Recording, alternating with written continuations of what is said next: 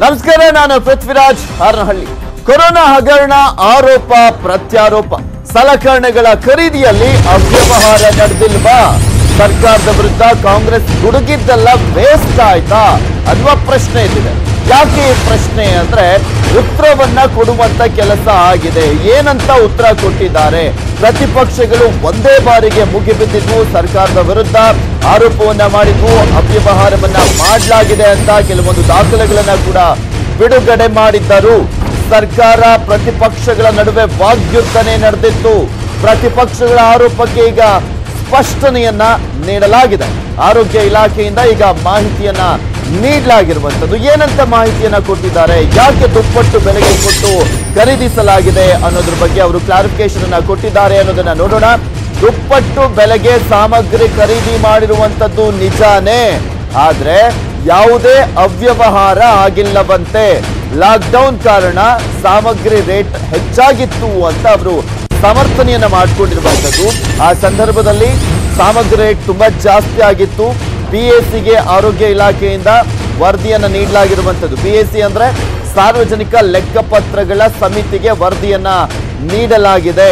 ಈ ವರದಿಯ ಪ್ರತಿ ನ್ಯೂಸ್18 ಕನ್ನಡಕ್ಕೆ ಲಭ್ಯವಾಗಿದೆ. ಏನಂತ ವರದಿ ಕೊಟ್ಟಿದ್ದಾರೆ, ಏನಿದೆ ಅದರಲ್ಲಿ ಅನ್ನೋದನ್ನ ಕೂಡ ತೋರಿಸ್ತೀವಿ. ಇಲ್ಲಿ ಪ್ರಮುಖವಾಗಿ ಸರ್ಕಾರದ ಮೇಲೆ ಸಾವಿರಾರು ಕೋಟಿ ರೂಪಾಯಿಯಷ್ಟು ಆರೋಪವನ್ನ ಮಾಡಿದ್ರು ಪ್ರತಿಪಕ್ಷದವರು. ಸಿದ್ದರಾಮಯ್ಯನವರು ಸೇರಿದಂತೆ ಹಾಗೆ HK ಪಾಟೀಲ್ ಅವರು, ಈಶ್ವರ್ ಖಂಡ್ರೆ ಅವರು, ಪ್ರಮುಖ ನಾಯಕರೆಲ್ಲರೂ ಕೂಡ ಆರೋಪವನ್ನ ಮಾಡಿ ಗುಡುಗಿದ್ರು. ಸರ್ಕಾರ ಏನ್ ಮಾಡ್ತಾ ಇದೆ ಇಂತಹ ಸಂದರ್ಭದಲ್ಲೂ, ಕೊರೋನಾದ ಸಂದರ್ಭದಲ್ಲೂ ಕೂಡ ಈ ರೀತಿಯಾದಂತ ಅವ್ಯವಹಾರವನ್ನ ಯಾಕೆ ಮಾಡಬೇಕಾಗಿತ್ತು, ತನಿಖೆಗೆ ಆಗ್ರಹಿಸಿದ್ರು. ಸರ್ಕಾರದ ವಿರುದ್ಧ ನೇರ ಆರೋಪವನ್ನ ಮಾಡಿ ಕೆಲವೊಂದು ದಾಖಲೆಗಳನ್ನ ಕೂಡ ಬಿಡುಗಡೆ ಮಾಡಿದ್ರು. ತದನಂತರ ನಿರಾಣಿಯವರು ಹೇಳಿಕೆಯನ್ನ ಕೊಟ್ಟಿದ್ದಾರೆ. ಸಾರ್ವಜನಿಕ ಲೆಕ್ಕಪತ್ರ ಸಮಿತಿಯಲ್ಲಿ ಅನ್ನೋದನ್ನ ಕೂಡ ಉಲ್ಲೇಖ ಮಾಡಿ ಸಿದ್ದರಾಮಯ್ಯನವರು ಆಕ್ರೋಶವನ್ನ ವ್ಯಕ್ತಪಡಿಸಿದ್ರು. ಈಗ ಆರೋಗ್ಯ ಇಲಾಖೆ ಅದೇ ವಿಚಾರಕ್ಕೆ ಸಂಬಂಧಪಟ್ಟಂತೆ ಸ್ಪಷ್ಟನೆಯನ್ನ ನೀಡಿರುವಂತದ್ದು. ಆರೋಗ್ಯ ಇಲಾಖೆ ಸ್ಪಷ್ಟನೆಯನ್ನ ನೀಡಿದೆ ಸಾರ್ವಜನಿಕ ಲೆಕ್ಕಪತ್ರ ಸಮಿತಿಗೆ. ಅದರ ಅಧ್ಯಕ್ಷರು HK ಪಾಟೀಲ್ ಅವರು, ಅವರಿಗೆ ಈ ಒಂದು ಸ್ಪಷ್ಟನೆಯನ್ನ ನೀಡುವಂತ ಕೆಲಸವನ್ನ ಮಾಡಲಾಗಿರುವಂತದ್ದು. ಯಾಕೆಂದ್ರೆ ಅವರು ಡೀಟೇಲ್ಸ್ ಅನ್ನ, ಡಾಕ್ಯುಮೆಂಟ್ಸ್ ಅನ್ನ ಕೇಳ್ತಾ ಇದ್ದಂತ ಹಿನ್ನೆಲೆಯಲ್ಲಿ ಈ ಸ್ಪಷ್ಟನೆಯನ್ನ ನೀಡುವಂತ ಕೆಲಸ ಆಗಿದೆ.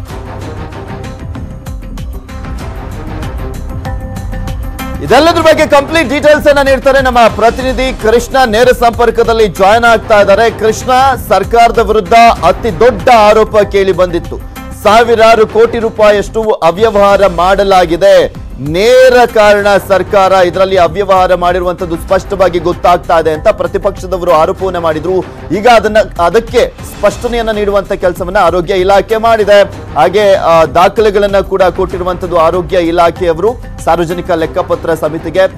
ಇದು ಯಾವ ರೀತಿಯಾದಂತ ಕ್ಲಾರಿಫಿಕೇಶನ್ ಅನ್ನ ನೀಡಿದಂತಾಗಿದೆ? ಏನ್ ಹೇಳ್ತಾರೆ ಪ್ರತಿಪಕ್ಷದವರು ಇದಕ್ಕೆ?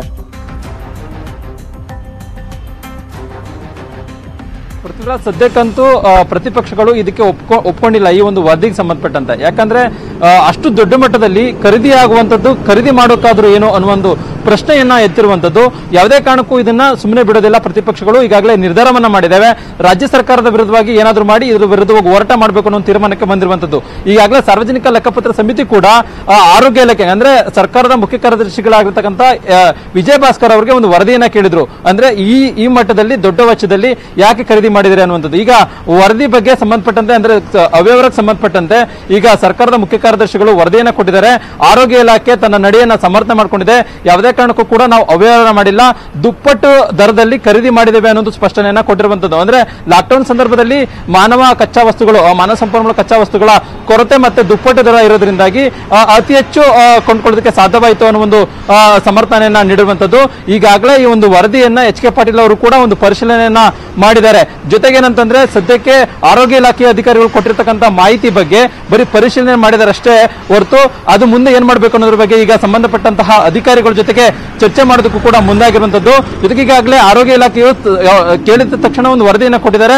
ಅದರ ವರದಿಗೆ ಸಂಬಂಧಪಟ್ಟಂತೆ ಯಾಕೆ ಇಷ್ಟು ವರದಿಯನ್ನ, ಅಂದ್ರೆ ಯಾಕೆ ಇಷ್ಟು ದುಪ್ಪಟ್ಟು ದರದಲ್ಲಿ ಖರೀದಿ ಮಾಡಲಾಯಿತು ಅನ್ನೋದ್ರ ಬಗ್ಗೆ ಸ್ವತಃ ಸಂಬಂಧಪಟ್ಟಂತ ಅಧಿಕಾರಿಗಳ ಜೊತೆಗೂ ಕೂಡ ಮೀಟಿಂಗ್ ಅನ್ನ ಮಾಡೋದ್ರ ಮೂಲಕವಾಗಿ ಅವರಿಂದ ಕ್ಲಾರಿಫಿಕೇಶನ್ ಕೇಳೋದಕ್ಕೂ HK ಪಾಟೀಲ್ ಅವರು ನಿರ್ಧಾರ ಮಾಡಿದ್ದಾರೆ. ಈಗಾಗಲೇ ಏನಂತಂದ್ರೆ ಎಚ್ ಕೆ ಪಾಟೀಲ್ ಅವರು ಪ್ರಮುಖವಾಗಿ ಅಧಿಕಾರಿಗಳ ಜೊತೆಗೆ ಆರೋಗ್ಯ ಇಲಾಖೆ ಅಧಿಕಾರಿಗಳು, ಸರ್ಕಾರದ ಮುಖ್ಯ ಕಾರ್ಯದರ್ಶಿ ವಿಜಯ ಭಾಸ್ಕರ್ ಸೇರಿದಂತೆ ಹಿರಿಯ ಅಧಿಕಾರಿಗಳ ಜೊತೆಗೆ ಮೀಟಿಂಗ್ ಅನ್ನ ಮಾಡಿ ಈಗ ಏನಾದ್ರೂ ಇಷ್ಟು ದೊಡ್ಡ ಮಟ್ಟದಲ್ಲಿ ಅಂತಂದ್ರೆ 3,500 ಕೋಟಿಗೂ ಹೆಚ್ಚು ಈ ರೀತಿಯ ಸಂಪರ್ಕದಲ್ಲಿ ನಮ್ಮ ಜೊತೆ ಸಾರ್ವಜನಿಕ ಲೆಕ್ಕಪತ್ರ ಸಮಿತಿಯ ಸದಸ್ಯರು ಕೂಡ ಆಗಿರುವಂತ ಈಶ್ವರ್ ಖಂಡ್ರೆ ಅವರು ದೂರವಾಣಿ ಸಂಪರ್ಕದಲ್ಲಿದ್ದಾರೆ. ಗುಡ್ ಮಾರ್ನಿಂಗ್ ಸರ್, ಹೇಗಿದ್ದೀರಾ? ಮಾರ್ನಿಂಗ್, ಚೆನ್ನಾಗಿದ್ದೀನಿ. ತಾವೆಲ್ಲ ಹೇಗಿದ್ದೀರಿ? ಚೆನ್ನಾಗಿದ್ದೀವಿ ಸರ್. ಇಲ್ಲಿ ನೀವು ಸಾಕಷ್ಟು ದಾಖಲೆಗಳನ್ನ ಕೇಳಿದ್ರಿ, ಇದಕ್ಕೆ ಉತ್ತರವನ್ನ ಕೊಡಬೇಕು, ಸರ್ಕಾರವನ್ನ ಉತ್ತರವನ್ನ ಬಯಸಿದ್ರಿ. ಈಗ ಆರೋಗ್ಯ ಇಲಾಖೆ ಅದಕ್ಕೆ ವಿಚಾರಕ್ಕೆ ಸಂಬಂಧಪಟ್ಟಂತೆ ಏನಾಯ್ತು ಏನು ಎತ್ತ ಅಂತ ದಾಖಲೆಯನ್ನ ಕೊಟ್ಟಿದ್ದಾರೆ. ಏನ್ ಹೇಳ್ತೀರಾ ಇದ್ರ ಬಗ್ಗೆ? ದಾಖಲೆ ನಮ್ಗೆ ತಲುಪಿಲ್ಲ ಒಂದನೇದು. 2 ತಿಂಗಳ ಕೆಳಗಡೆ ಕೇಳಿದ್ದಂತ ದಾಖಲೆ ಇಷ್ಟೊಂದು ವಿಳಂಬ ಮಾಡುವಂತದ್ದು ಅವಶ್ಯಕತೆ ಏನಿತ್ತು? ಸಾರ್ವಜನಿಕ ಲೆಕ್ಕ ಸಮಿತಿಯಲ್ಲಿ ಸ್ವತಃ ಹೋಗಿ ಆ ದಾಖಲೆಗಳನ್ನು ಪರಿಶೀಲನೆ ನ್ಯಾಯಯುತವಾಗಿ ಮಾಡ್ತೀವಿ ಅಂತ ಹೇಳಂತ ಸಂದರ್ಭದಲ್ಲಿ ಅದಕ್ಕೆ ತಡೆ ಒಡ್ಡುವಂತ ಒಂದು ಏನು ಒತ್ತಡ ತರುವಂತ ಕೆಲಸ ಏನಾಯ್ತು? ಅದು ಯಾವ ಕಾರಣಕ್ಕೆ ಆಯ್ತು? ಹಲೋ, ಹೇಳಿ ಸರ್, ಹೇಳಿ, ಕೇಳಿಸ್ತಾ ಇದೆ. ಡಿಸ್ಟರ್ಬ್ ಆಗ್ತಾ ಇದೆ. ಇದಕ್ಕೆಲ್ಲ ಉತ್ತರ ಕೊಡ್ಬೇಕಲ್ಲ. ನಾವೇನು ಉದ್ದೇಶಪೂರ್ವಕವಾಗಿ ಯಾವುದೇ ಆರೋಪ ಆಗ್ಲಿ ಮತ್ತೊಂದಾಗ್ಲಿ ಮಾಡ್ತಾ ಇಲ್ಲ. ದಾಖಲೆಗಳ ಆಧಾರದ ಮೇಲೆ ನಮ್ಗೇನ್ ದೂರುಗಳು ಬಂದಿದ್ದು, ದೂರುಗಳು ಬಂದಂತದ್ದು ಪರಿಶೀಲನೆ ಮಾಡ್ಬೇಕು. ಏನ್ ಈ ರಾಜ್ಯದ ಜನರ ತೆರಿಗೆ ಪಾವತಿ ಮಾಡಿದಂತ ದುಡ್ಡಿದೆ ಅದು ಸಮರ್ಪಕವಾಗಿ ಬಳಕೆ ಆಗಬೇಕು ಅನ್ನುವಂಥದ್ದು ನಮ್ಮೆಲ್ಲರ ಉದ್ದೇಶ ಆಗಿದೆ. ಹೌದು, ಜವಾಬ್ದಾರಿಯುತ ಸ್ಥಾನದಲ್ಲಿರುವಂತ ನಾವೇನ್ ಪ್ರತಿಪಕ್ಷದಲ್ಲಿ ಇದ್ದೀವಿ, ನಮ್ಮ ಕರ್ತವ್ಯ ನಾವು ಮಾಡ್ತಾ ಇದ್ದೀವಿ. ಅದಕ್ಕೆ ಅವರು ಬೇರೆ ರೀತಿಯಲ್ಲಿ ಹೇಳುವಂತದ್ದು ಸರಿಯಲ್ಲ. ಜನರ ಮುಂದೆ ಬರ್ಲಿ, ಪಾರದರ್ಶಕವಾಗಿ ನಾವು ಈ ರೀತಿ ಮಾಡಿದೀವಿ ಅಂತ ಹೇಳಿ ದಾಖಲೆ ಬಿಡುಗಡೆ ಮಾಡ್ಲಿ. ಓಕೆ ಸರ್, ಇನ್ನು ಮತ್ತೊಂದು ಇಲ್ಲಿ ದುಪ್ಪಟ್ಟು ಹಣವನ್ನ ಯಾಕೆ ಕೊಟ್ಟಿದ್ದು, ಏನು ಎತ್ತ, ಅದು ನಿಜಕ್ಕೂ ಆ ರೇಟ್ ಇತ್ತ ಆ ಸಂದರ್ಭದಲ್ಲಿ, ಲಾಕ್ಡೌನ್ ಆದಂತ ಸಂದರ್ಭದಲ್ಲಿ ಅನ್ನೋದು ಗೊತ್ತಾಗ್ಬೇಕು ಅಂದ್ರೆ ನಾವೀಗ ಬೇರೆ ಬೇರೆ ರಾಜ್ಯದ ಅವ್ರು ಯಾವ ರೀತಿಯಾಗಿ ಅದನ್ನ ಖರೀದಿ ಮಾಡಿದ್ರು ಅನ್ನುವ ಡೀಟೇಲ್ಸ್ ಸಿಕ್ಬಿಟ್ರೆ ಈಸಿ ಆಗ್ಬಿಡುತ್ತೆ ಅಂತ ಕಾಣಿಸುತ್ತೆ. ಹೌದು ನೋಡಿ, ಕೆಲವೊಂದು ವಿಷಯಗಳಲ್ಲಿ ಇವತ್ತು ಯಾವ್ದಾದ್ರು ಒಂದು ನಾವು ಉತ್ಪಾದನೆ ಮಾಡಿಲ್ಲ, ಹೊಸದಾಗಿ ಉತ್ಪಾದನೆ ಮಾಡ್ತಾ ಇದೀವಿ ಅಂತ ಹೇಳಿದ್ರೆ ವಿಷಯ ಬೇರೆ. ಒಂದು ಎಮರ್ಜೆನ್ಸಿ ತುರ್ತಾಗಿ ಖರೀದಿ ಮಾಡ್ಬೇಕಾಗಿದೆ ಅಂತ ಹೇಳುವಂತದ್ದರಲ್ಲಿ. ಆದ್ರೆ ಇವತ್ತು ಇನ್ನು ಅನೇಕ ಇತರ ಏನು ವಸ್ತುಗಳು ಖರೀದಿ ಮಾಡಿದಂತದ್ದಿದೆ, ಅದು ಮಾರುಕಟ್ಟೆಯಲ್ಲಿ ಏನ್ ಬೆಲೆ ಇದೆ ಎಲ್ಲರಿಗೂ ಗುರ್ತಿದೆ. ಅವೆಲ್ಲ ಬಹಿರಂಗಪಡಿಸಿದ್ರೆ ಗುರ್ತಾಗುತ್ತೆ ಏನಿದೆ ಅಂತ ಹೇಳಿ. ಈಗ ನೀವು ಮಾಡುವಂತ ಆರೋಪಗಳಿಗೆ ಅವ್ರು ಮತ್ತೊಂದು ಆರೋಪ ಮಾಡಿದ್ರು, ಕಾಂಗ್ರೆಸ್ ಟೈಮಲ್ಲಿ ಆ ಟೈಮ್ ಹಂಗಾಗಿತ್ತು ಹಿಂಗಾಗಿತ್ತು ಅಂತ ಈ ರೀತಿಯಾಗಿ ಸಮರ್ಥನೆ ಮಾಡ್ಕೊಳ್ಳೋದಕ್ಕೆ ಮುಂದಾಗ್ತಿದೆ. ನೋಡಿ, ಈಗ ಅದಕ್ಕೆ ದಾಖಲೆ ಕೊಡೋದು ಇವತ್ತು ಈ ಒಂದು ವ್ಯವಸ್ಥೆಯಲ್ಲಿ ಹಿಂದೆ ಹಾಗಾಗಿದೆ, ಹೀಗಾಗಿದೆ, ಹಿಂದೆ ತಪ್ಪುಗಳಾಗಿದ್ದೀವಿ, ನಾವು ಅದೇ ತಪ್ಪುಗಳನ್ನು ಮುಂದುವರಿಸ್ತೀವಿ ಅಂತ ಹೇಳ್ಕೊಳ್ಳಿ. ಮತ್ತೆ ಜನರ ಎದುರುಗಡೆ ನಾವು ತಪ್ಪುಗಳನ್ನು ಮಾಡ್ಲಿಕ್ಕೆ ಬಂದಿದ್ದೀವಿ, ಹಿಂದೆ ಏನೇನು ಅಕ್ರಮಗಳಾಗಿದ್ದಾವೆ, ಲೋಪದೋಷಗಳಾಗಿದ್ದಾವೆ, ಅದು ಮಾಡ್ಲಿಕ್ಕೆ ನಾವು ಆಡಳಿತಕ್ಕೆ ಮಾಡ್ಲಿಕ್ಕೆ ಬಂದಿದ್ದೀವಿ, ಅಧಿಕಾರ ಹಿಡಿದಿದ್ದೀವಿ ಅಂತ ಹೇಳಿ ಜನರ ಮುಂದೆ ಹೇಳಿ ಬಹಿರಂಗಪಡಿಸ್ಲಿ ಅಷ್ಟೇ. ಸರ್, ಯಾವ ಕಂಪನಿಗಳಲ್ಲಿ ಪರ್ಚೇಸ್ ಮಾಡಿದ್ದಾರೆ ಅನ್ನೋದ್ರ ಬಗ್ಗೆ ಮಾಹಿತಿ ಇದೆಯಾ ಸರ್ ನಿಮ್ಗೆ? ಅದ್ರ ಬಗ್ಗೆ ದೂರುಗಳು ಬಂದಿದೆ. ಆ ದೂರುಗಳು ಬಂದಿದ್ದ ಆಧಾರದ ಮೇಲೆ ನಾವು ಅವರಿಗೆ ಇದ್ರ ಬಗ್ಗೆ ಪ್ರತಿಕ್ರಿಯೆ ಕೇಳಿದ್ದೇವೆ, ಇದ್ರ ಬಗ್ಗೆ ಸ್ಪಷ್ಟೀಕರಣ ಕೊಡಿ ಅಂತ ಕೇಳಿದ್ದೇವೆ. ಅದಕ್ಕೆ ಅವರು ಮೀನಮೇಷ ಹಾಕ್ತಾ ಇರುವಂತದ್ದು, ಅವರು ವಿಳಂಬ ಮಾಡ್ತಕ್ಕಂಥದ್ದು, ಅವರು ಬೇರೆ ಬೇರೆ ಹಾಗೆ ಹೀಗೆ ನಾವೆಲ್ಲ ಬೇರೆ ಕೆಲಸದಲ್ಲಿ ಇದ್ದೀವಿ ಅಂತ ಹೇಳ್ತಕ್ಕಂಥದ್ದು ಪಾರದರ್ಶಕವಾಗಿ ಆಗಿದ್ದಿತ್ತು ಅಂತ ಹೇಳಿದ್ರೆ ತಕ್ಷಣವೇ ಅವು ದಾಖಲೆಗಳು ಬಿಡುಗಡೆ ಮಾಡಿದ್ರೆ ಪ್ರಶ್ನೆ ಎಲ್ಲ ಅಷ್ಟಕ್ಕೆ ಮುಗಿತಿತ್ತು. ಅದ್ರಲ್ಲಿ ಏನೋ ಗೋಲ್ಮಾಲ್ ಇದೆ ಅನ್ನುವಂಥದ್ದು ಒಂದು ಶಂಕೆ ಬರುವಂತ ರೀತಿಯಲ್ಲಿ ಅವ್ರ ನಡವಳಿಕೆ ಏನಿದೆ ಅದು ನೋಡಿದ್ರೆ ಇವತ್ತು ಈ ರೀತಿ ಇದೆ ಅನ್ನುವಂಥದ್ದು ನೀವು ಆರೋಪ ಮಾಡಿದಂತ ಸಂದರ್ಭದಲ್ಲೇ ಇದಕ್ಕೆ ಉತ್ತರ ಕೊಟ್ಟಿದ್ದೆ, ಇಷ್ಟೊಂದು ಡ್ರಾಗ್ ಆಗ್ತಾ ಇರ್ಲಿಲ್ಲ ಅಂತ. ಹೌದು, ಕೊಡ್ಲಿ, ಈಗ ಬಹಿರಂಗಪಡಿಸಲಿ ಎಲ್ಲವೂ. ಅದ್ರಲ್ಲಿ ಏನಿದೆ, ನಾವು ಸಂಪೂರ್ಣವಾಗಿ ಕರೋನಾ ನಿಯಂತ್ರಣ ಮಾಡ್ಲಿಕ್ಕೆ, ನಿರ್ವಹಣೆ ಮಾಡ್ಲಿಕ್ಕೆ ನಾವೆಲ್ಲಾ ರೀತಿಯಿಂದ ಸಹಕಾರ ಮಾಡಿದ್ದೀವಿ, ಸಹಯೋಗ ಮಾಡಿದ್ದೀವಿ, ಅನೇಕ ಸಲಹೆಗಳನ್ನು ಕೊಟ್ಟಿದ್ದೀವಿ. ಒಂದು ಸಲಹೆ ಆದ್ರೂ ಸಂಪೂರ್ಣವಾಗಿ ಪೂರ್ಣ ಪ್ರಮಾಣದಲ್ಲಿ ಅವ್ರು ಮಾಡ್ಬೇಕಲ್ಲ. ನಾನು ಮೊದಲನೇ ಸರ್ವಪಕ್ಷ ನಿಯೋಗ ಬಂದಂತ ಸಂದರ್ಭದಲ್ಲಿ ಇವತ್ತು ಅಂತಾರಾಷ್ಟ್ರೀಯ ವಸ್ತು ಪ್ರದರ್ಶನ ಕೇಂದ್ರ ಏನಿದೆ ನೆಲಮಂಗಲ ಹತ್ರ, ಅಲ್ಲಿ ಒಂದು ದೊಡ್ಡ ಮಟ್ಟದಲ್ಲಿ ಒಂದು ಆಸ್ಪತ್ರೆ, ತುರ್ತು ಚಿಕಿತ್ಸಾ ಘಟಕ ಕ್ವಾರಂಟೈನ್ ಮಾಡ್ರಿ ಎಲ್ಲವೂ ನನ್ನ ಪತ್ರನೂ ಬರ್ತಿದ್ದೇವೆ. ಕಾಂಗ್ರೆಸ್ ಪಕ್ಷದಿಂದ ನಾವು ಒತ್ತಾಯನೂ ಮಾಡಿದ್ದೇವೆ. 3 ತಿಂಗಳು ಬೇಕಾದಕ್ಕೆ ಹೇಳಿ, ಇನ್ನೂ ತಯಾರಾಗಿಲ್ಲ. ಅದು ತಯಾರಾಗಿದ್ರೆ ಇವತ್ತಿನ ದಿವಸ ನಮ್ಮ ಸಲಹೆಗಳು ಕೇಳ್ತಿದ್ರೆ ಜನ ಇವತ್ತು ರಸ್ತೆ ಮೇಲೆ ಸಾಯ್ತಕ್ಕಂಥದ್ದನ್ನ ನೋಡ್ತಾ ಇದ್ದೀವಿ. ಇಡೀ ರಾಜ್ಯಕ್ಕೆ ಅವಮಾನ ಆಗುವಂತದ್ದು, ಒಂದು ಅಮಾನುಷವಾದಂತದ್ದು ಏನು ನಡೀತಾ ಇದೆ, ಅದನ್ನ ತಡೆ ಹಿಡ್ಬೋದಾಗಿತ್ತಲ್ಲ. ಓಕೆ, ಮತ್ತೆ ಸರ್, ಈ ಕ್ಲಾರಿಫಿಕೇಶನ್ ಕೊಟ್ಟಾದ್ಮೇಲೆ ನಿಮ್ ಮುಂದಿನ ನಡೆ ಏನು ಸರ್? ಈ ತನಿಖೆಯ ವಿಚಾರಕ್ಕೆ ಸಂಬಂಧಪಟ್ಟಂತೆ ತನಿಖೆಗೆ ಆಗ್ರಹಿಸ್ತಾ ಇದ್ರಿ, ಇನ್ನೂ ಕೂಡ ಮತ್ತೆ ತನಿಖೆಗೆ ಆಗ್ರಹಿಸ್ತೀರಾ? ನಮ್ಗೆ ಅವಕಾಶ ಮಾಡ್ಕೊಡಿ, ಒಂದು ವೇದಿಕೆಯಲ್ಲಿ ಚರ್ಚೆ ಮಾಡ್ತೀವಿ. ನಮ್ಮ ನಾಯಕರುಗಳೆಲ್ಲ ಇದ್ದಾರೆ, ಅಧ್ಯಕ್ಷರು, ಪ್ರತಿಪಕ್ಷ ನಾಯಕರು ಎಲ್ಲರೂ ಸೇರಿಕೊಂಡು ಇದ್ರ ಬಗ್ಗೆ ಚರ್ಚೆ ಮಾಡ್ತೀವಿ. ಕರೋನಾ ನಿಯಂತ್ರಣ ಮಾಡುವಂತದ್ದಿದೆ. ಸೊ ಅದ್ರ ಬಗ್ಗೆ ನಮ್ ಕಡೆಯಿಂದ ಏನು ಪ್ರಯತ್ನ ಇದೆ ಅವೆಲ್ಲವನ್ನು ಮಾಡುವಂತ ದೃಷ್ಟಿಯಿಂದ ನಾವು ಕ್ರಮ ಕೈಗೊಳ್ತಾ ಇದ್ದೀವಿ. Okay, thank you so much sir, news 18 ಜೊತೆ ಮಾತನಾಡಿದ್ದಕ್ಕೆ. ಸರ್, ಇಲ್ಲಿ ಗಮನಿಸ್ತಾ ಇದ್ರಲ್ಲ, ಕಾಂಗ್ರೆಸ್ ಅತಿ ದೊಡ್ಡ ಆರೋಪವನ್ನು ಮಾಡಿತ್ತು ಸರ್ಕಾರದ ಮೇಲೆ. ಸಾವಿರಾರು ಕೋಟಿಯಷ್ಟು ಅವ್ಯವಹಾರ ನಡೆದಿದೆ ಅನ್ನುವ ವಿಚಾರಕ್ಕೆ ಸಂಬಂಧಪಟ್ಟಂತೆ ಸರ್ಕಾರ ಇದಕ್ಕೆ ದಾಖಲೆಯನ್ನ ಕೊಡ್ಲಿ, ಎಲ್ಲಿ ಖರೀದಿ ಮಾಡಿದ್ರು, ಯಾಕೆ ಇಷ್ಟೊಂದು ದುಪ್ಪಟ್ಟು ಹಣವನ್ನ ಕೊಟ್ಟು ಖರೀದಿ ಮಾಡಿದ್ದು ಅನ್ನೋದ್ರ ಬಗ್ಗೆ ಕ್ಲಾರಿಫಿಕೇಶನ್ ಅನ್ನ ಕೇಳ್ತಾ ಇದ್ರು ಪ್ರತಿಪಕ್ಷದವರು. ಈಗ ಅದೇ ಒಂದು ವಿಚಾರಕ್ಕೆ ಸಂಬಂಧಪಟ್ಟಂತೆ ಆರೋಗ್ಯ ಇಲಾಖೆಯವರು ಸಾರ್ವಜನಿಕ ಲೆಕ್ಕಪತ್ರ ಸಮಿತಿಗೆ ಉತ್ತರವನ್ನ ಕೊಟ್ಟಿದ್ದಾರೆ. ನಾಳೆ ಕಂಪ್ಲೀಟ್ ಸಂಡೇ ಲಾಕ್ ಡೌನ್. ಇಂದು ಸಂಜೆಯಿಂದಲೇ ಲಾಕ್. 33 ಗಂಟೆ ಇಡೀ ಕರ್ನಾಟಕ ಸ್ತಬ್ಧ.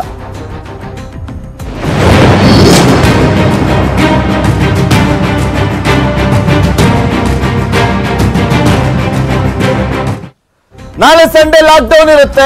ಏನೇ ಕೆಲಸ ಮಾಡ್ಕೊಳ್ಳಂಗಿದ್ರು ಕೂಡ ಇವತ್ತೇ ಕೆಲಸವನ್ನ ಮುಗಿಸ್ಕೊಂಬಿಡಿ. ನಾಳೆ ಭಾನುವಾರ ಕಂಪ್ಲೀಟ್ ಆಗಿ ಲಾಕ್ ಡೌನ್ ಇರುತ್ತೆ. ಇಡೀ ರಾಜ್ಯದಲ್ಲಿ ನಾಳೆ ಒಂದು ದಿನ ಲಾಕ್ ಡೌನ್ ಇವತ್ತು ರಾತ್ರಿಯಿಂದಲೇ ಶುರುವಾಗುತ್ತೆ.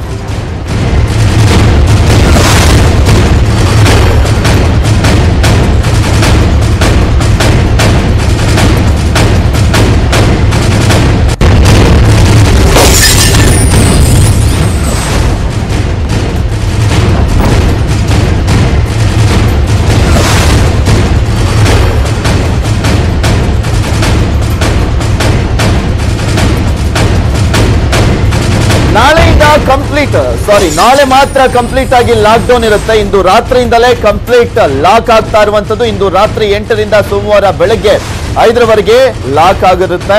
ಹೊರಗೆ ಓಡಾಡಿದ್ರೆ ದಂಡ ಹಾಕಲಾಗುತ್ತೆ, ಕೇಸನ್ನ ಹಾಕಲಾಗುತ್ತೆ. ಅಗತ್ಯ ವಸ್ತುಗಳ ಪೂರೈಕೆಗಷ್ಟೇ ಅವಕಾಶವನ್ನ ನೀಡಲಾಗಿರುವಂತದ್ದು. ಆಸ್ಪತ್ರೆಗಳು, ಮೆಡಿಕಲ್, ದಿನಸಿ ಅಂಗಡಿ ಇರುತ್ತೆ, ತರಕಾರಿ, ಮಾಂಸದ ಅಂಗಡಿ ಲಭ್ಯವಿರುತ್ತೆ, ಅಂದ್ರೆ ಓಪನ್ ಇರುತ್ತೆ. ನಾಳೆ ಬಸ್ ಮತ್ತೆ ಆಟೋ ಟ್ಯಾಕ್ಸಿ ಸಂಚಾರವನ್ನು ಕೂಡ ರದ್ದು ಮಾಡಲಾಗಿರುವಂತದ್ದು. ಮುಂಜಾಗ್ರತಾ ಕ್ರಮವಾಗಿ ಸೆಕ್ಷನ್ 144 ಅನ್ನ ಜಾರಿ ಮಾಡಲಾಗಿದೆ. ನೆರೆ ರಾಜ್ಯಗಳ ಸಂಪರ್ಕ ಕಲ್ಪಿಸುವಂತ ಗಡಿ ಕೂಡ ಬಂದಾಗಿದೆ.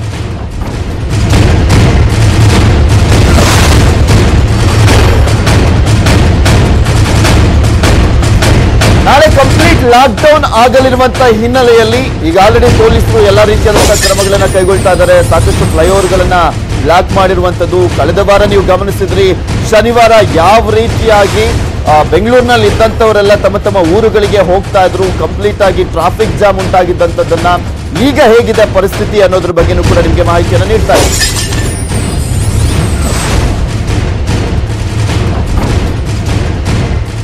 ಭಾನುವಾರ ಲಾಕ್ ಡೌನ್ ಹಿನ್ನೆಲೆಯಲ್ಲಿ ಮೆಜೆಸ್ಟಿಕ್ನ ಕೆಎಸ್ಆರ್ಟಿಸಿ ಬಸ್ ನಿಲ್ದಾಣ ಖಾಲಿ ಹೊಡಿತಾ ಇದೆ. ಬೆಳಗ್ಗೆಯಿಂದ ಉತ್ತರ ಕರ್ನಾಟಕ ಕಡೆಗೆ ಕೇವಲ 15 ಬಸ್ಗಳು ಹೋಗ್ತಾ ಇರುವಂತದ್ದು.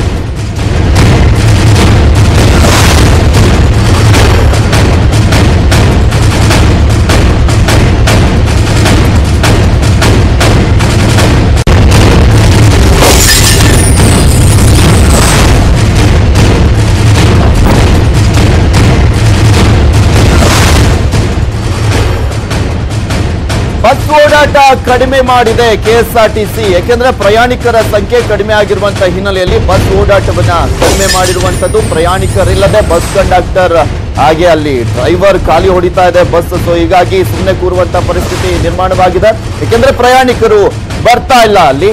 ಸೊ ಬಸ್ಗಳು ಕೂಡ ಹೋಗೋದಕ್ಕೆ ಲೇಟ್ ಮಾಡ್ತಾ ಇದಾವೆ, ತಡ ಮಾಡ್ತಾ ಇರುವಂತದ್ದು. ಸೊ ಈಗ ಬಸ್ ಸಂಖ್ಯೆಯನ್ನ ಕೂಡ ಕಡಿಮೆ ಮಾಡಲಾಗಿದೆ. ಲಾಸ್ಟ್ ವೀಕ್ ಇದ್ದಂತ ಸಂದರ್ಭದಲ್ಲಿ ಸಾಕಷ್ಟು ಜನ ಅವರವರ ಊರುಗಳಿಗೆ ಹೋಗ್ತಾ ಇದ್ರು, ಹಾಗೆ ಸಾಮಾನುಗಳನ್ನ ತಗೊಂಡು ಊರುಗಳಿಗೆ ಹೋಗ್ತಾ ಇದ್ರು, ಮನೆಯನ್ನ ಖಾಲಿ ಮಾಡ್ಕೊಂಡು ಊರುಗಳಿಗೆ ಹೋಗ್ತಾ ಇದ್ರು.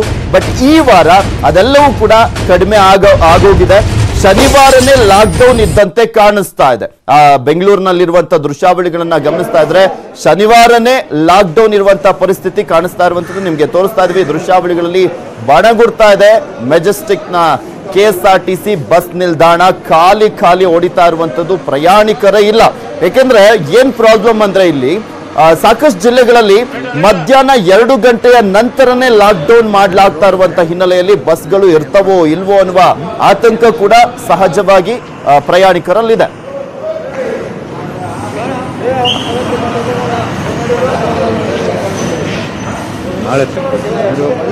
ಇದೆಲ್ಲದ್ರ ಬಗ್ಗೆ ಮತ್ತಷ್ಟು ಡೀಟೇಲ್ಸ್ ಅನ್ನ ನೀಡ್ತಾರೆ ನಮ್ಮ ಪ್ರತಿನಿಧಿ ಮುನಿರಾಜು, ನೇರ ಸಂಪರ್ಕದಲ್ಲಿ ಜಾಯ್ನ್ ಆಗ್ತಾ ಇದ್ದಾರೆ. ಮುನಿರಾಜು, ನೋಡ್ತಾ ಇದ್ವಿ ಕಳೆದ ವಾರ ಸಾಕಷ್ಟು ಟ್ರಾಫಿಕ್ ಜಾಮ್ ಉಂಟಾಗ್ತಾ ಇತ್ತು. ಬಸ್ಗಳಲ್ಲಿ ಅವರ ಮನೆಯಲ್ಲಿದ್ದಂತ ಸಾಮಾನುಗಳನ್ನ ತಗೊಂಡು ಬೆಂಗಳೂರನ್ನೇ ಖಾಲಿ ಮಾಡ್ತಾ ಇದ್ದಂತ ಪರಿಸ್ಥಿತಿಯನ್ನ ನೋಡ್ತಾ ಇದ್ವಿ.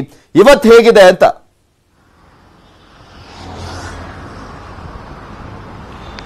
ಪೃಥ್ವಿ, ಇವತ್ತು ಸಹ ಸೇಮ್ ಅದೇ ರೀತಿಯಾಗಿ ಏನು ಬೆಂಗಳೂರಿನಲ್ಲಿ ರಸ್ತೆಗಳು ಖಾಲಿ ಆದ್ರೆ ಬೆಂಗಳೂರಿನ ಹೊರಗಡೆ ಹೋಗುವಂತ ರಸ್ತೆಗಳಿಂದ ಆ ಒಂದು ರಸ್ತೆಗಳಲ್ಲಿ ಹೆಚ್ಚಿನ ಸಂಖ್ಯೆಯಲ್ಲಿ ವಾಹನ ಸಂಚಾರ ಇದೆ. ಏನು ಬೆಂಗಳೂರು ಬಿಟ್ಟು ಊರುಗಳಿಗೆ ಹೋಗುವಂತ ಸಂಖ್ಯೆ ಹೆಚ್ಚಾಗಿ ಬೆಂಗಳೂರಿನ ಹೊರಭಾಗದಲ್ಲಿ ಕಂಡು ಬರ್ತಾ ಇರುವಂಥದ್ದು. ಅದರಲ್ಲಿ ಪ್ರಮುಖವಾಗಿ ತುಮಕೂರು ರಸ್ತೆ ಏನಿದೆ, ಈ ಒಂದು ರಸ್ತೆಯಲ್ಲಿ ಹೆಚ್ಚಿನ ಸಂಖ್ಯೆಯಲ್ಲಿ ವಾಹನಗಳು ಕಂಡು ಬರ್ತಾ ಇದೆ. ಯಾಕಂದ್ರೆ ಜನ ಬೆಂಗಳೂರಿನಿಂದ ಹೊರಗಡೆ ತಮ್ಮ ಊರುಗಳಿಗೆ ಹೋಗೋದಕ್ಕೆ ಸಾಕಷ್ಟು ಜನ ಮುಂದಾಗಿದ್ದಾರೆ. ನಾವೇನ್ ನೋಡ್ತಾ ಇದೀವಿ, ಏನು ಟೆಂಪೋ ಇರ್ಬೋದು, ಕ್ಯಾಬು ಮತ್ತೆ ಬೈಕ್ಗಳಲ್ಲಿ ಸಹ ತಮ್ಮ ಊರುಗಳನ್ನ ಸೇರ್ಕೊಳ್ಬೇಕು ಅಂತೇಳಿ ಜನ ಪ್ರಯಾಣವನ್ನ ಬೆಳೆಸಿರುವಂತದ್ದು. ಯಾಕಂದ್ರೆ ಒಂದೆಡೆ ನಗರದಲ್ಲಿ ಕೊರೋನಾ ಸೋಂಕು ದಿನೇ ದಿನೇ ಹೆಚ್ಚಾಗ್ತಾ ಇದ್ರೆ, ನಾಳೆ ಭಾನುವಾರ ಲಾಕ್ ಡೌನ್ ಬೇರೆ ಇದೆ. ಅದು ಇವತ್ತು ರಾತ್ರಿ 8 ಗಂಟೆಯಿಂದಲೇ ಒಂದು ಲಾಕ್ ಡೌನ್ ಮತ್ತೆ ನೈಟ್ ಕರ್ಫ್ಯೂ ಇರೋದ್ರಿಂದ ಹೆಚ್ಚಿನ ಸಂಖ್ಯೆಯಲ್ಲಿ ಈಗಾಗಲೇ ಬೆಳಗಿಂದಲೂ ಸಹ ಬೆಂಗಳೂರನ್ನ ಬಿಟ್ಟು ತಮ್ಮ ಊರುಗಳಿಗೆ ಮುಖ ಮಾಡಿದ್ದಾರೆ. ಏನು ಮನೆಯಲ್ಲಿರುವಂತಹ ಮಕ್ಕಳು, ಮಹಿಳೆಯರು ಎಲ್ಲರೂ ಸಹ ತಮ್ಮ ಲಗೇಜ್ಗಳನ್ನ ಇಟ್ಕೊಂಡು ಹೋಗ್ತಾ ಇರುವಂತದ್ದು. ಒಂದ್ ಕಡೆ KSRTC ಬಸ್ ನಿಲ್ದಾಣದಲ್ಲಿ ಪ್ರಯಾಣಿಕರು ಇಲ್ಲದೆ ಇದ್ರೆ, ಮತ್ತೊಂದ್ ಕಡೆ ಈ ಒಂದು ತುಮಕೂರು ರಸ್ತೆ ಏನಿದೆ, ಈ ಒಂದು ರಸ್ತೆ ಒಂದು KSRTC ಪಿಕಪ್ ಪಾಯಿಂಟ್ಗಳಲ್ಲಿ ಹೆಚ್ಚಿನ ಸಂಖ್ಯೆಯಲ್ಲಿ ಜನ ಬಸ್ಗಳಿಗೋಸ್ಕರ ಕಾಯ್ತಾ ಇದ್ದಾರೆ. ಮತ್ತೆ ವೆಹಿಕಲ್ ಮೂವ್ಮೆಂಟ್ ಸಹ ನಾವು ನೋಡಬಹುದು. ತುಮಕೂರು ರಸ್ತೆಯಲ್ಲಿ ಭಾರಿ ಸಂಖ್ಯೆಯಲ್ಲಿ 2 ವೀಲರ್ಸ್ ಮತ್ತೆ ಸ್ವಂತ ಕಾರುಗಳೇನಿದೆ, ಆ ಒಂದು ಕಾರುಗಳ ಮುಖಾಂತರ ತಮ್ಮ ಊರುಗಳ ಕಡೆಗೆ ಹೊರಟಿರೋದನ್ನು ಸಹ ನೋಡಬಹುದು. ಈಗಾಗಲೇ ಈ ಒಂದು ರಸ್ತೆಯಲ್ಲಿ ಸಾಕಷ್ಟು ಜನ ತಮ್ಮ ಊರುಗಳ ಕಡೆಗೆ ಮುಖ ಮಾಡಿದರೆ, ಇದು ಏನು ತುಮಕೂರು ಇರ್ಬೋದು, ಶಿವಮೊಗ್ಗ ಇರ್ಬೋದು, ಮತ್ತೆ ಚಿತ್ರದುರ್ಗ, ದಾವಣಗೆರೆ, ಹಾವೇರಿ ಕಡೆ ಹೋಗುವಂತ ಸಾಕಷ್ಟು ಜನ ತಮ್ಮ ಊರುಗಳ ಕಡೆಗೆ ಸ್ವಂತ ವಾಹನಗಳು ಮತ್ತೆ ಟೆಂಪೋ TTಗಳ ಮುಖಾಂತರ ಹೊರಟಿರುವಂತದ್ದು. ಮತ್ತೆ ಈಗ ಒಂದು TTಯಲ್ಲಿ ನೋಡ್ಬೇಕಂದ್ರೆ ಇಲ್ಲಿ ಮಹಿಳೆಯರು, ಮಕ್ಕಳು ಎಲ್ಲರೂ ಸಹ ಇದ್ದಾರೆ. ಏನು ಬೆಳಿಗ್ಗೆ ಇವರೆಲ್ಲರೂ ಸಹ ತಮ್ಮ ಊರುಗಳ ಕಡೆಗೆ ಹೊರಟಿರುವಂತದ್ದು. ಒಂದು TTಯಲ್ಲಿ ಕನಿಷ್ಠ ಇಲ್ಲ ಅಂದ್ರೂ ಸುಮಾರು 12 ಜನ ಇಲ್ಲಿ ಪ್ರಯಾಣವನ್ನ ಮಾಡ್ತಾ ಇದ್ದಾರೆ. ಯಾಕಂದ್ರೆ ಬೆಂಗಳೂರಿನಲ್ಲಿ ಸೋಂಕು ಹೆಚ್ಚಾಗ್ತಾ ಇದೆ, ಮತ್ತೆ ಇಲ್ಲಿ ನಾವು ಎಷ್ಟು ದಿನ ಸೇಫ್ ಆಗಿ ಇರ್ತೀವೋ ಅನ್ನೊಂದು ಆತಂಕ ಅವರಲ್ಲಿ ಕಾಡ್ತಾ ಇರೋದ್ರಿಂದ ಮನೆಯಲ್ಲಿರುವಂತಹ ಹಿರಿಯರು, ಕಿರಿಯರು ಎಲ್ಲರೂ ಸಹ ಇಲ್ಲಿ ಪ್ರಯಾಣವನ್ನು ಬೆಳೆಸಿ ಇವರು ಗುಲ್ಬರ್ಗಕ್ಕೆ ಈಗ ಇಲ್ಲಿಂದ ಹೊರಟಿರುವಂತದ್ದು. ಸಂಜೆ 8 ಗಂಟೆಗೆ ಒಂದು ನೈಟ್ ಕರ್ಫ್ಯೂ ಏನಿದೆ ಮತ್ತೆ ಲಾಕ್ ಡೌನ್ ಏನು ಆರಂಭ ಆಗುತ್ತೆ, ಅಷ್ಟರ ಒಳಗಡೆ ತಮ್ಮ ಊರುಗಳಿಗೆ ಸೇರ್ಕೊಳ್ಬೇಕು ಅಂತೇಳಿ ಈ ಎಲ್ಲಾ ನಾಗರಿಕರು ಈಗ ಮನೆಯಿಂದ ಹೊರಟಿದ್ದಾರೆ. ಮತ್ತೆ ಅದೇ ರೀತಿಯಾಗಿ ಇನ್ನೊಂದು TT ನೋಡ್ಬೋದು. ಆ ಒಂದು TTಯಲ್ಲಿ ಸಹ ಲಗೇಜ್ ಸಮೇತ ಎಲ್ಲರೂ ಹೊರಟಿರುವಂತದ್ದನ್ನ ನಾವು ನೋಡ್ಬೋದು. ಒಂದು ಇಕೋ ಗಾಡಿಯಲ್ಲಿ ಎಷ್ಟು ಲಗೇಜ್ ಅನ್ನ ತುಂಬಿದ್ದಾರೆ ಅಂದ್ರೆ, ಮನೆಯಲ್ಲಿರುವಂತಹ ಎಲ್ಲಾ ವಸ್ತುಗಳನ್ನು ಸಹ ಅದರಲ್ಲಿ ಲೋಡ್ ಮಾಡಿಕೊಂಡು ಊರಿನ ಕಡೆಗೆ ಪ್ರಯಾಣ ಬೆಳೆಸಿದ್ದಾರೆ. ಮತ್ತೆ ಈಗ ನಮ್ಮ ಜೊತೆ ಕೆಲವು ಊರಿಗೆ ಹೊರಟಿರುವಂತಹ ನಾಗರಿಕರು ಇದ್ದಾರೆ, ಅವ್ರನ್ನು ಸಹ ಕೇಳ್ಬೋದು ಯಾಕಾಗಿ ಹೊರಟಿದ್ದಾರೆ ಅಂತೇಳಿ. ಸರ್, ಈಗ ನೀವು ಬೆಂಗಳೂರನ್ನ ಬಿಟ್ಟು ಊರಿಗೆ ಹೋಗ್ತಾ ಇದ್ರಿ, ಏನ್ ಕಾರಣ ಅನ್ಸುತ್ತೆ?